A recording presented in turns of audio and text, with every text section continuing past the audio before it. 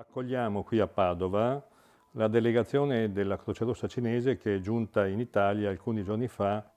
trasportando da un lato materiali di supporto per le attività sanitarie in senso stretto, cioè respiratori, letti di terapia intensiva che sono stati donati dalla Repubblica Popolare Cinese al nostro paese,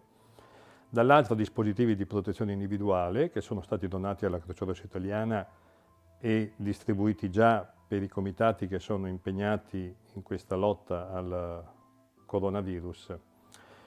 All'interno della delegazione però vi sono alcuni tra i maggiori esperti cinesi di questa malattia, sono pneumologi, microbiologi, esperti di malattie infettive, esperti di terapia intensiva.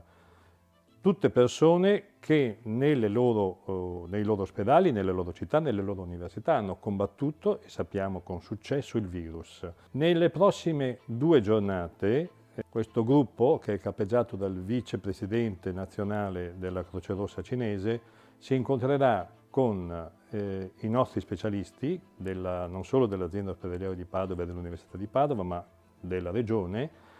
per confrontarsi su quali siano le metodiche per combattere al meglio il coronavirus e avere il maggior risultato in termini terapeutici e in termini di prevenzione.